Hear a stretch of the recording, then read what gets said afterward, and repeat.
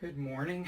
Today is Thursday, January 27th, 2022, and I'm on my second day of packing stuff for shipping. I have about 15 paintings I need to send off that I made in the last month. You might want to check out yesterday's blog post.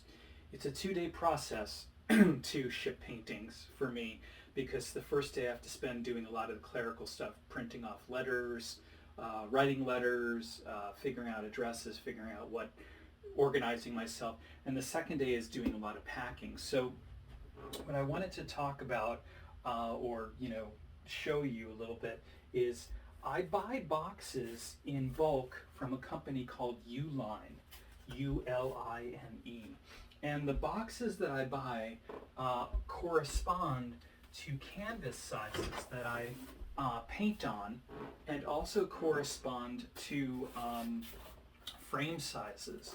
So if you're watching this on the blog post, I'm going to provide you with the standard frame sizes that you can buy. Now, I don't frame my work, but I buy I buy canvas panels. For instance, these are 12 by 16 and 16 by 20 and 18 by 24 in standard box and frame sizes to make it easy for my collectors to frame the work. So when I start packaging things and moving things, it makes it a lot easier.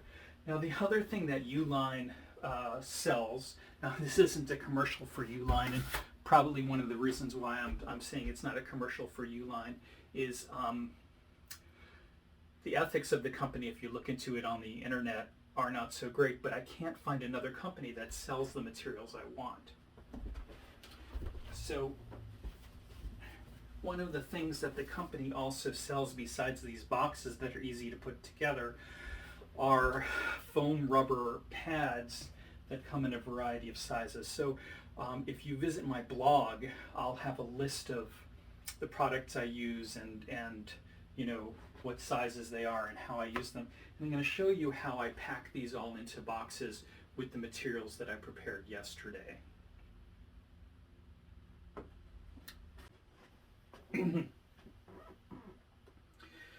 Now, one of the most important things about packaging and sending off stuff is when people buy paintings from you, they're buying a painting because it's a nice thing. It's something that's beautiful, and they want to buy something beautiful for their home. So if you send something packed poorly or ugly, people are going to not value your work if you don't show that you value it in the packing. So when I pack it, I buy all these sort of fancy supplies, and between the boxes, the postage, and the printed materials and everything, it usually costs me somewhere around $30 or $40 to ship a package. So I build that into the cost of the painting, or I think I build it in. Basically, I know that it's going to cost me 30, sometimes as much as 40 or 50 bucks to ship something. So when I charge for a painting, I just decide that's what it's going to cost, and so I charge enough for the work that it covers that cost, and I also get paid for the materials for the painting and for the time that I put into painting it. So you want to make sure that everything looks nice, and you want to do it in a proper way. So one of the things about how I use these foam rubber pieces from Uline is, in order to measure them so that they fit in the box, what I do is I first put in one piece in the bottom, then I put another piece on top, then I grab a Sharpie marker, give myself the line that allows me to score it, and then all you have to do is score it about halfway through the piece of foam rubber.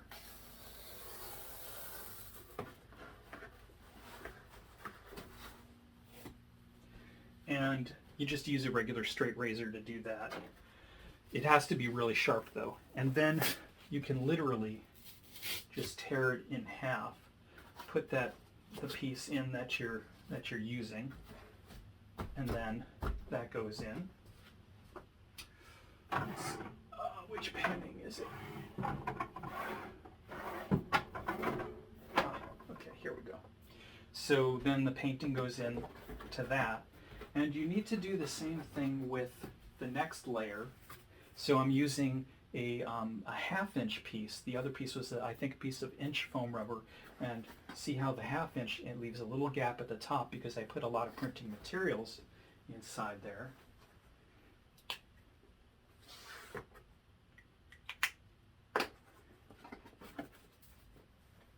Don't cut it through on top of the painting.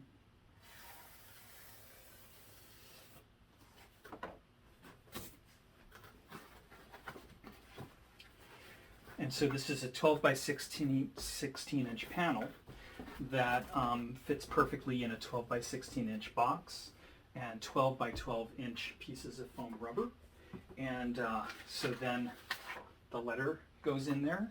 And you know, you want to make sure, like one of the things in the letters that I do is I actually, when I'm painting, I document what I'm doing. And so I include the photos in the letters that I'm sending off to people. And one of the other things that sometimes I will do is I make cards with the painting that they bought and put in a couple of different cards and including black and white cards that have my URL on the back. And I just make those with the printer. I'll show you how to do that in a little bit. And I also put in a resume with all of my press. And the company that I use to print these catalogs is very inexpensive, and you can buy short runs like 25, you can buy 100, you can buy 200. I usually do 200 a time. So you want to learn Adobe Photoshop and you want to learn Adobe InDesign because it helps to make these things. So you should probably take a class in that. And I'll also publish the URL for Ad Graphics because the people there are just phenomenal. And so I put that in the package as well. And so this person gets a really beautiful box. And so when I am sending off something, I want them to be just as delighted to get the package as I am in making the painting and having sold it. So I want it to be a win-win feeling for both the client or the collector and myself. So the next thing I do is seal it up. And I'll put 3 pieces of tape on here, 2 on either side to hold it. And I'll do that off camera. Basically because it'll take too long to do it all for the length of the video. But one of the things that I do is you want to make sure that it's tightened down. And the tape that I get also from Uline is not as good as I want because I buy the cheaper stuff. And so I need to burnish it down so it stays flat on there. And after this, once I get all of these done, I will put the postage on. So the other thing that's kind of important to do is as you're doing it, you write in pencil or in marker, I guess it doesn't matter, the name of the collector on the box so that if you have a bunch of boxes that you are working with. I think I've already packed 3. I have able to track it for sending it off and using postage. So I'll talk about the postage program in a minute.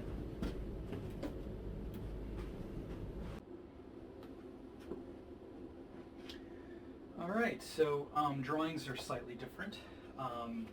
This is a drawing that is with graphite on Reeves BFK, which is a heavy cotton paper, so it's almost like a piece of cardboard itself. And in order to ship a drawing, it costs sometimes as much as $30 to ship something. You know, even a drawing like this. So make sure that you charge the right amount if you're an artist. But so what I do is I actually take the boxes that the stuff comes, the packing materials come shipped in, and I cut it all down using a large paper cutter I have. And these are just 11 by 14 sheets that match up with an 11 by 14 envelope that I also buy from Uline. And I also have bought slightly larger plastic baggies And you know, I bought those literally 6 or 7 years ago, and they're still, I still have enough to keep doing shipping. And so what I do when I'm shipping stuff, a drawing, is I put it inside the plastic bag, put the drawing on one side, and then the letter with a sort of detail or a sort of description of what I was thinking about when I was working on the drawing, and how this drawing relates to another painting that I was working on. And I'll put that in with some cards, and of course the catalog. And interestingly enough, this person also is in the catalog, and has several works that they've collected from me over the years, and they've been a collector for many years actually. And so put that all in. Now, the reason why I put it in a plastic bag and also inside a cardboard envelope with a piece of cardboard is I only use UPS to ship now. I barely ever use the post office, but I just, things have gotten destroyed. And so I'm going to also talk about insurance, and I always double insure. I insure for double the amount of the value of the piece that I've sold. So I also have blue painter's tape so that people will be able to open the envelope. See how easy it slides in the plastic bag. Now these envelopes also have a self-adhesive strip so that I can close it, but I don't trust the self-adhesive strip, and I'll tell you why that is. Write the name of the person while it's fresh in your mind, because I've actually had to open up and use fresh envelopes because I've screwed that up. Then piece of tape over the seal, again, so that it won't open, because I just don't trust anything. And then I will also write, please do not fold or bend.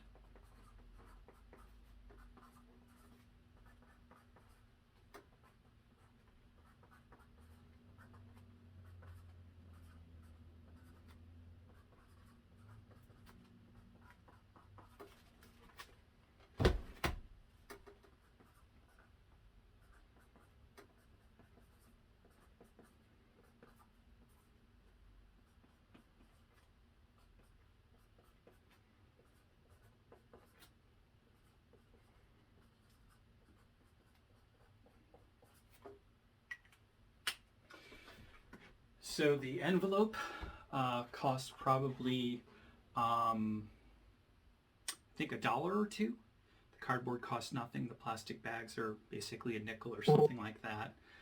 The catalogs were about $1 each or $2 each, depending on how many I printed off, and then the artwork. So, and then the shipping will cost about $20.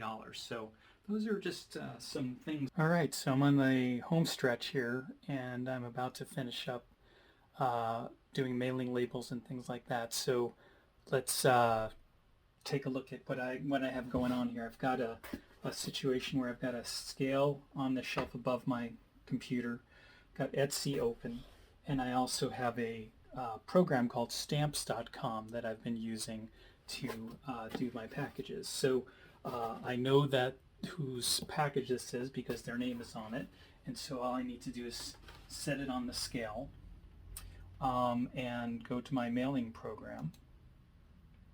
Oh, but I guess I should first grab the address.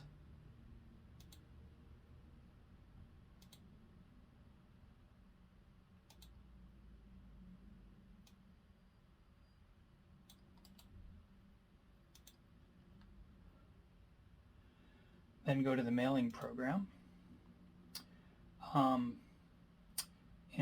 This mailing program is called stamps.com, and it figures out an awful lot of stuff for you automatically. The other thing about this program is that it will also email the client and let them know that their package is coming. But I'm also going to inform them through Etsy and also through email. Hit weigh, and it tells you how much it weighs. Then this box is, let's see, it says on the back 16 by 12 by 2.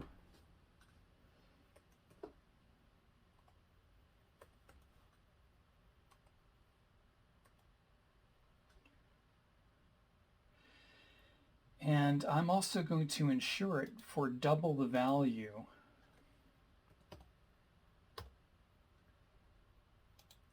And I'll explain why I do that.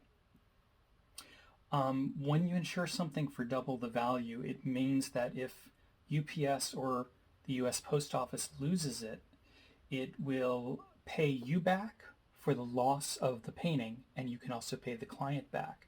So everybody recuperates their losses except for the delivery service. So the cost of this through the US Post Office is $28.45, and the cost of it, if I was to use UPS, is going to be a little bit cheaper. Let's see, declared value.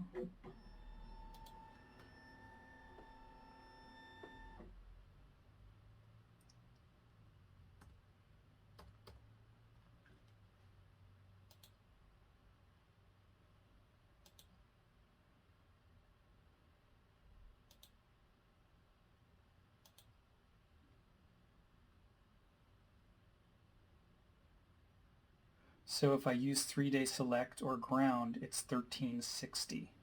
Okay. So with the insurance, sending it by ground, and I was told by a UPS driver to always use ground, it's $21.65. So it's considerably cheaper. I also am finding that UPS is a lot more reasonable in terms of the cost. Now the next thing is I've got labels already put in the printer, and then all I have to do is hit the print, and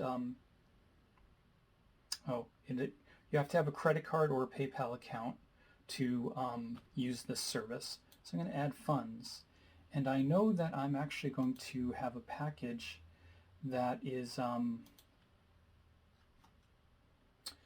to cost a couple of $100 to ship because it's a big one. So I'm going to add $400 to this.